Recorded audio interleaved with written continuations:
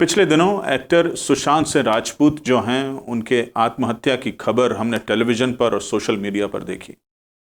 मैंने उनकी बहुत सी फिल्म्स नहीं देखी, पर एक फ़िल्म जो बहुत इंटरेस्ट के साथ देखी वो एमएस धोनी पर बनी हुई फ़िल्म थी और मैंने उसमें उनके ज़बरदस्त अभिनय को भी देखा। किस तरह उन्होंने खूबसूरती से एमएस धोनी के चरित्र का अभिनय किया। वो उसे देखकर मैं उनका बहुत बड़ा फ़ैन बन गया था। और पिछले दिनों जैसे ही ये खबर आई, व्यथित हुआ मैं। बहुत पीड़ा उस खबर से मुझे हुई। एक अच्छा खासा इंसान, एक अच्छा खासा एक्टर इस अल्पायु में ऐसा करके आत्महत्या करके उसने अपने जीवन को समाप्त कर लिया, जो बहुत दुखद था।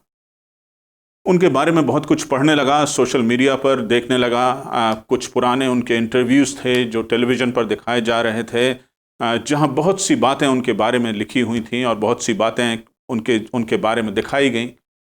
उन्होंने एक अपने इंटरव्यू में कहा कि उनकी माता से उनका लगातार उनकी बातचीत होती थी। प्रति संध्या 7:30 बजे उनका लगभग फ़ोन आया करता था और वो रोज़ अपनी माँ से बात किया करते थे।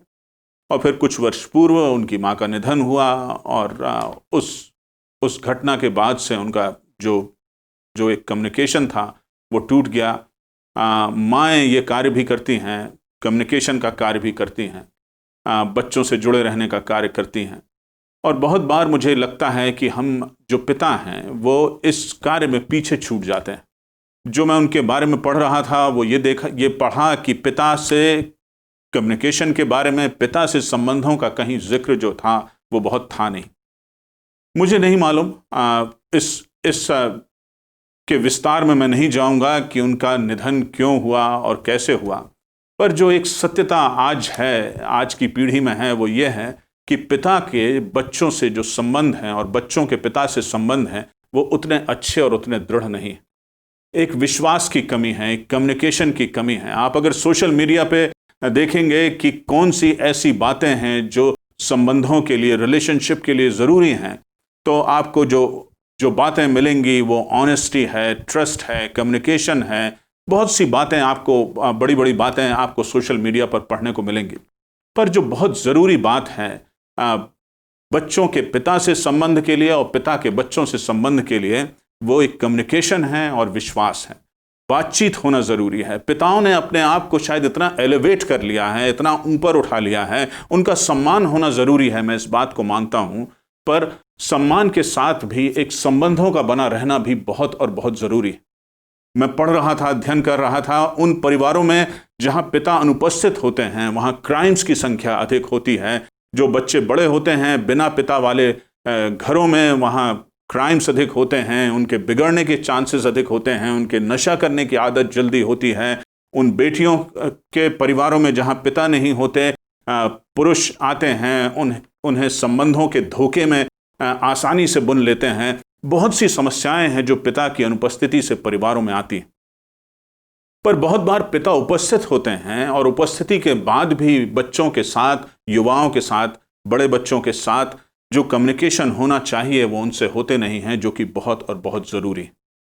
आप में से जो पिता रहे होंगे उन्होंने शायद मेरे समान ये बात की होगी। जब बच्चे हमारे छोटे होते हैं हम उन्हें हवा में उछाल देते हैं, उन्हें विश्वास होता है, पहले तो वो थोड़ा सा डरते हैं, फिर हम उन्हें पकड़ लेते हैं, फिर उन्हें विश्वास होता है, वो खुश होते हैं, उनकी हंसी हमें सुनाई देती है और बच्चे जो हैं वो विश्वास करना प्रारंभ कर देते हैं। पिताओं के लिए ज़रूरी है कि बच्चों के साथ कम्युनिकेशन हो। वो जब छोटे होते हैं, मैं अपनी पत्नी को फ़ोन किया करता था और कहीं बाहर हूँ, ज़्यादा दिन में के लिए हूँ, तो उनकी आवाज़ सुनना चाहता था। भले वो कुछ भी बोलें, भले वो टूटे हुए शब्द छोटे से हों और बोलें पापा, 2 शब्द डैडी, 2 शब्द टूट कर उनके आवाज़ से निकलें, पर हम वो आवाज़ सुनना चाहते हैं। मेरा और आपका परमेश्वर जो है, जिसने मुझे और आपको बनाया है, जिसके मैं और आप बेटे और बेटियां हैं, वो भी मेरी और आपकी आवाज़ जो है वो सुनना चाहता है। ज़रूरी है कि मैं और आप अपने पिता से, अपने स्वर्गीय पिता से, अपने परमेश्वर से एक कम्युनिकेशन में रहें। और ये कम्युनिकेशन कैसे संभव है? ये कम्युनिकेशन प्रार्थना के माध्यम से संभव है। ज़रूरी है मेरे और आपके जो संबंध हैं, मेरे और आपके परमेश्वर से, वो बने रहें, वो विघटित ना हो, वो टूटे नहीं। नीति वचन उसका पहला अध्याय और उसकी 8वीं आयत में इस प्रकार लिखा है, हे मेरे पुत्र, अपने पिता की शिक्षा पर कान लगा और अपनी माता की शिक्षा को ना तज। बाइबल की दो सामान्य सी बातों की दो सामान्य से उदाहरण मैं आपके सामने रखना चाहता हूं। एक लूका रचित सुसमाचार उसका 15वां अध्याय उसकी 11वीं आयत से लेकर 32वीं आयत में वर्णित है प्रोडिगल सन के बारे में। मैं और आप उससे बहुत अच्छे से परिचित हैं। उड़ाऊ पुत्र की कहानी है। क्या है उड़ाऊ पुत्र, क्या करता है, ये कैसी कहानी है? पिता है, धनवान है, उसके 2 बेटे हैं। बड़ा बेटा तो पिता का कहना सुनता है, छोटा बेटा पिता से किसी कारण से नाराज हो जाता है। वो उसका हिस्सा मांगता है कि मुझे हिस्सा दे दो, मैं दूसरे देश में जाऊंगा। पिता बहुत भारी मन से उसको उसका हिस्सा दे देता है। और यहाँ ये बात समझने की है कि इज़राइल में प्रभु यीशु मसीह इस बात को कर रहे हैं। हिस्सा मांगना उस समय, पुराने समय में तब कब होता था? जब पिता का निधन होता था, तब हिस्से का बंटवारा होता था। जीते जी पिता से उसका हिस्सा और हिस्से के बंटवारे की बात करना जो था, वो ये मानना था कि मैंने पिता को मृत मान लिया है। और ये पिता के लिए कठिन कार्य था, पर पिता तो भी उस कार्य को करता है और छोटे बेटे को उसका हिस्सा दे देता है। छोटा बेटा हिस्सा लेकर चला जाता है। अय्याशी में पूरा पैसा समाप्त हो जाता है। और फिर लिखा हुआ है जो कार्य उसे मिलता है वो सुअरों को चराने का कार्य मिलता है। और वो बैठा हुआ है, जो फलियां सुअर खाते थे वो फलियां वो खाने लगता है। एक इजरायली के लिए इससे गर्त में जाने की और कोई बात नहीं हो सकती कि वो सुअरों का भोजन जो है वो करने लगे। और उसे स्मरण आता है कि इससे कहीं बेहतर उसके पिता के घर के मजदूर हैं, काम करने वाले हैं, जिन्हें भरपेट भोजन मिलता है। और वो निर्णय करता है कि वो जाएगा और वो क्षमा मांगेगा कि उसने ईश्वर के विरुद्ध और अपने पिता के विरुद्ध जो है वो पाप किया है। और वो वापस जाता है हिम्मत करके, और पिता उसे दूर से आते हुए देखता है और पिता दौड़ते हुए उस बेटे की तरफ जाता है और उसे क्षमा करता है और उसे बाहों में भर लेता है। परमेश्वर के वचन में जो दूसरा उदाहरण है वो उससे हम सभी बहुत ही अच्छे से परिचित हैं। वो परमेश्वर पिता और प्रभु यीशु मसीह का उदाहरण। लूका रचित सुसमाचार उसका 24वां अध्याय के पहले वर्णन है किस तरह परमेश्वर की योजना है प्रभु यीशु मसीह के लिए, कि किस तरह प्रभु यीशु मसीह इस दुनिया में रहेंगे, किस तरह वो मृत्यु को प्राप्त करेंगे, किस तरह उनका रिजरेक्शन होगा, किस तरह उनका फिर स्वर्गारोहण होगा। पूरी परमेश्वर की योजना है प्रभु यीशु मसीह के लिए। और परमेश्वर के कमेंट्स हैं जब प्रभु यीशु मसीह का बपतिस्मा होता है, जब उनका रूपांतरण होता है, तब कि ये मेरा प्रिय पुत्र है। परमेश्वर का अपने बेटे से एक जबरदस्त जुड़ाव और लगाव है जो कि परमेश्वर के वचन में वर्णित है। और फिर प्रभु यीशु मसीह का जीवन कैसा है? प्रभु यीशु मसीह अपने जीवन को जी रहे हैं और उनके जीवन में ये दिखाई स्पष्ट रूप से देता है कि वो जो कुछ भी कर रहे हैं वो परमेश्वर की योजना को पूरा करने के लिए कर रहे हैं, अपने पिता की योजना को पूरा कर रहे हैं। और अपने पिता की योजना को हर हाल में उन्हें पूरा करना है। एक समय ऐसा आता है जब क्रूस की मृत्यु के पहले प्रभु यीशु मसीह ये चाहते हैं कि क्या ये प्याला मुझसे टल सकता है, क्या इस मृत्यु को टाला जा सकता है? ये प्रभु यीशु मसीह की इच्छा है। क्यों है शायद इच्छा? जीवन बहुत अच्छा चल रहा है, आश्चर्य कर्म प्रभु यीशु मसीह कर रहे हैं, हजारों की भीड़ प्रभु यीशु मसीह के पीछे चल रही है। 5 रोटी से वो 5000 लोगों को खिला रहे हैं, मुर्दों को जीवित कर रहे हैं, भीड़ बढ़ती जा रही है। ये उनका समय है और समय और अच्छा होता जा रहा है। और शायद ये भावना, अगर हम इंसान होते तो ये भावना आती कि ये तो मेरा पीक है और अभी भीड़ और बढ़ने वाली है, अब और चमत्कार होने वाले हैं और शायद ये कार्य को और कुछ समय किया जाए तो और अच्छा होगा। पर फिर मृत्यु सामने है, क्योंकि ये परमेश्वर की योजना है।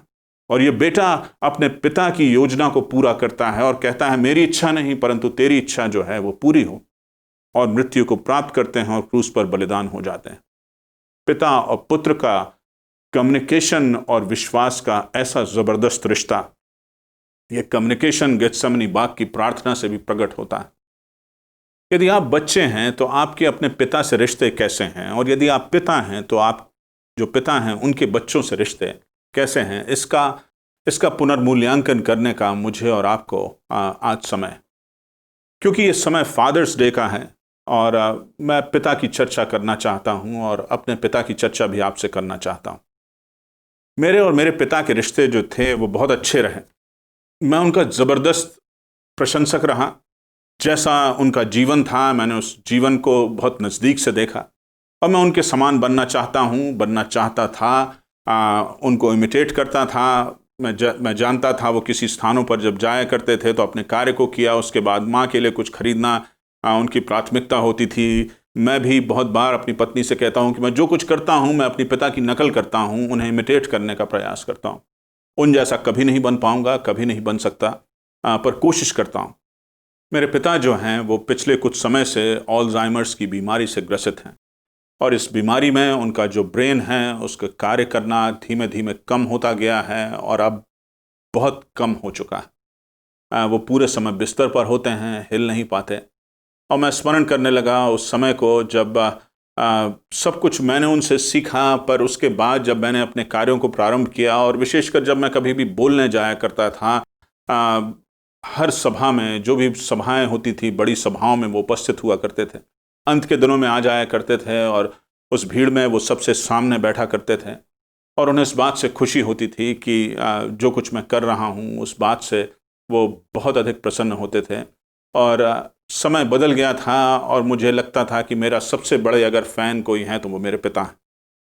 पर फिर अभी कुछ समय पहले ही जब मेरे जीवन का सबसे बड़ा अवसर था, पियोरिया इलिनॉय आईकॉम एक इंडोर स्टेडियम में मुझे बोलना था। एशिया की तरफ से अमेरिका में बड़ी भीड़ सामने थी। सबसे मुख्य सेशन में बोलना था, और शाम के सेशन में 40 मिनट बोलने के पश्चात लोग खड़े थे, तालियां बजा रहे थे, स्टैंडिंग ओवेशन मुझे मिला।